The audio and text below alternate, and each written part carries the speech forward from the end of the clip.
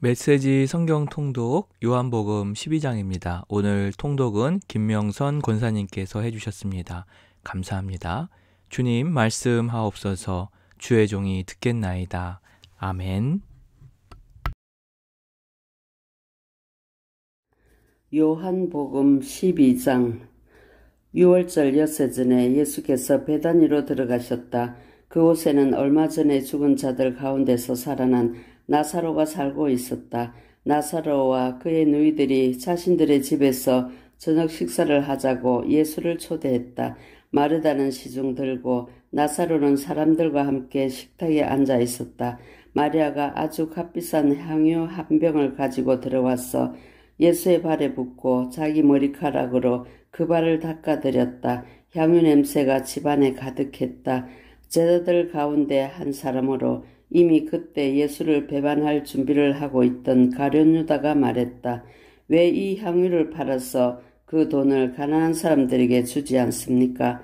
팔면 은화 300원 충분히 받을 텐데.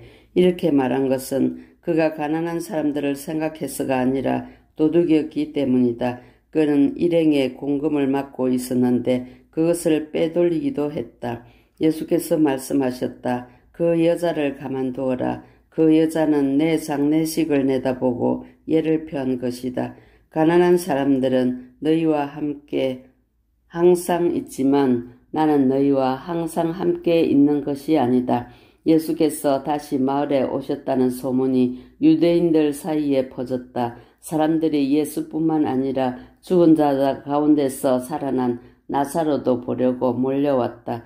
대제사장들은 나사로를 죽이기로 모의했다. 나사로 때문에 많은 유대인들이 예수를 믿었기 때문이다. 이튿날 명절을 지키려 와 있던 많은 무리가 예수께서 예루살렘에 들어오신다는 말을 들었다. 그들은 종려나무 가지를 꺾어들고 그분을 맞으러 나가서 환호했다. 호산나, 복되다 하나님의 이름으로 오시는 이여, 복되다 이스라엘의 왕이여. 성경에 기록된 대로 예수께서 어린 나귀를 얻어 타셨다. 두려워하지 마라, 딸 시온아. 너희 왕이 오시는 모습을 보아라. 나귀 새끼를 타고 오신다. 제자들은 성경의 많은 구절이 성취된 것을 당시에는 알아채지 못했다. 그러나 예수께서 영화롭게 되신 뒤에 그들은 그분에 대해 기록된 것과 그분께 일어난 일이 일치하다는 것을 기억해냈다. 예수께서 나사로를 불러 죽은 자 가운데서 일으키실 때에 그 자리에 있던 사람들이 자신들이 목격한 것을 이야기했다. 그들이 얼마 전에 있었던 하나님의 표적에 대해 소문을 퍼뜨렸기 때문에 환영하는 무리가 더 늘어났던 것이다. 바리새인들이 그 모습을 보고 체념하듯 말했다. 이제는 통제불능이요, 온 세상이 저자의 뒤를 따라 몰려가고 있어. 명절을 맞아 예배를 드리려고 올라온 그리스 사람들이 있었다. 그들이 갈릴리 벳세다 출신인 빌립에게 다가가서 말했다. 선생님, 우리가 예수님을 뵙고 싶습니다. 도와주시겠습니까? 빌립이 안드레에게 가서 말했다. 안드레와 빌립이 예수께 가서 말씀드리자 예수께서 대답하셨다. 때가 되었다. 인자가 영광을 받을 때가 왔다. 잘 들으라. 밀알 하나가 땅에 묻혀 완전히 죽지 않으면 한 알 그대로 남아있다. 그러나 밀알 하나가 땅에 묻혀 죽으면 싹이 나서 몇 배의 열매를 맺는다. 마찬가지로 누구든지 현재의 모습에 집착하는 사람은 그 목숨을 잃을 것이다. 그러나 앞뒤를 재지 않는 사랑으로 그 목숨을 버리는 사람은 참되고 영원한 생명을 얻게 될 것이다. 너희 가운데 누구든지 나를 섬기려는 사람은 나를 따라오너라. 나를 섬기는 사람은 내가 있는 곳에 있게 될 것이다. 누구든지 나를 섬기는 사람은 아버지께서 높여주시고 상 주실 것이다.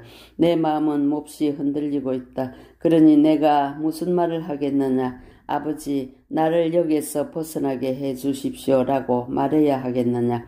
아니다. 나는 처음부터 이것 때문에 온 것이다. 나는 아버지의 영광을 드러내 보이십시오 라고 말하겠다. 그러자 하늘에서 한 음성이 들려왔다. 내가 이미 영화롭게 했고 앞으로도 영화롭게 할 것이다. 그 소리를 들은 무리가 말했다. 천둥 소리다. 다른 사람이 말했다. 천사가 이분께 말한 것이다. 예수께서 말씀하셨다. 이 음성은 나를 위해서가 아니라 너희를 위해서 들려온 것이다. 지금 이 순간에 세상은 위기에 처해 있다. 이제 이 세상의 통치자인 사탄이 쫓겨날 것이다.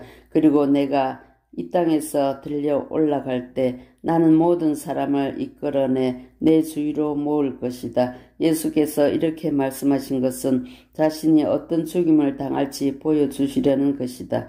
무리 가운데 대답하는 소리가 들려왔다. 우리는 하나님의 율법에서 메시아가 영원히 계신다고 들었습니다. 그런데 선생님은 인자가 들려야 한다고 하시니 어째서 그래야 합니까? 선생님이 말씀하신 인자가 누구입니까? 예수께서 말씀하셨다. 빛이 너희 가운데 있는 것은 잠시뿐이다. 빛이 너희 가운데 있는 동안 다녀라. 그래서 어둠이 너희를 멸하지 못하게 하여라. 너희가 어둠 속에서 다니면 자신이 어디로 가는지 알지 못한다. 빛이 너희와 함께 있는 동안 그 빛을 믿어라. 그러면 그 빛이 너희 안에 있으면서 너희 삶을 속속들이 비춰줄 것이다. 너희는 빛의 자녀가 될 것이다. 예수께서 이 모든 것을 말씀하시고 나서 몸을 숨기셨다. 예수께서 이 모든 하나님의 표적을 보여주셨지만 그들은 받아들이지도 않았고 그분을 신뢰하지도 않았다. 이 일로 예언자 이사야의 말이 옳다는 것이 확인되었다.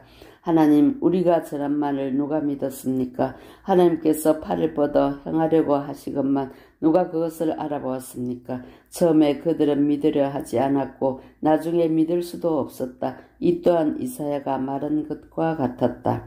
그들은 눈은 멀었고 그들의 마음은 완고해졌으니 이는 그들이 눈으로 보고 마음으로 깨달았어 나 하나님께로 돌아와 내게 고침을 받지 못하게 하려는 것이다. 이것은 이사야가 메시아를 통해 폭포수처럼 쏟아지는 하나님의 빛을 스치듯 보고 나서 한 말이다. 한편 지도자들 가운데서도 상당수가 믿었다. 그러나 바리새인들 때문에 자신들의 믿음을 밖으로 드러내지 않았는데 회당에서 쫓겨날까봐 두려웠기 때문이다. 그들은 위기의 순간에 하나님의 영광보다는 사람의 인정받는 것에 더 신경을 썼던 것이다. 예수께서 이 모든 말씀의 결론으로 이렇게 외치셨다.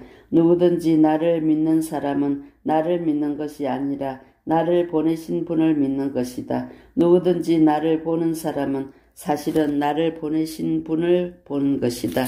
나는 이 세상에 온 빛이다. 내가 온 것은 나를 믿는 모든 사람들로 더 이상 어둠 속에 머물지 않게 하려는 것이다. 만일 누가 내 말을 듣고 진지하게 받아들이지 않는다 해도 나는 그를 심판하지 않는다. 나는 세상을 심판하기 위해 온 것이 아니라 세상을 구원하기 위해 왔다. 그러나 나를 회피하고 내 말을 받아들이지 않는 사람은 스스로 심판받기를 선택하는 것이다. 육신이 된 그 말씀은 내가 너희에게 말했을 뿐 아니라 바로 나 자신이기도 한 그 말씀이 너희 운명을 결정할 것이다. 그 말씀 가운데 어느 것도 내 마음대로 지어낸 것이 없다. 나를 보내신 아버지께서 내가 무엇을 말하고 어떻게 말해야 하는지를 지시해 주셨다. 나는 아버지의 명령이 어떤 열매를 맺는지 정확히 안다. 그것은 참되고 영원한 생명이다. 내가 할 말은 이것이 전부다. 아버지께서 내게 말씀하신 것을 나도 너희에게 말한다. 아멘.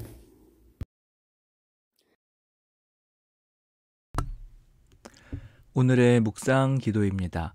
밀알 하나가 땅에 묻혀 완전히 죽지 않으면 한 알 그대로 남아있다. 그러나 밀알 하나가 땅에 묻혀 죽으면 싹이 나서 몇 배의 열매를 맺는다. 주님, 작아지는 것, 비참해지는 것, 소멸되는 것이 너무 두렵습니다. 주님처럼 썩어지는 한 알의 밀알이 되게 하옵소서. 아멘.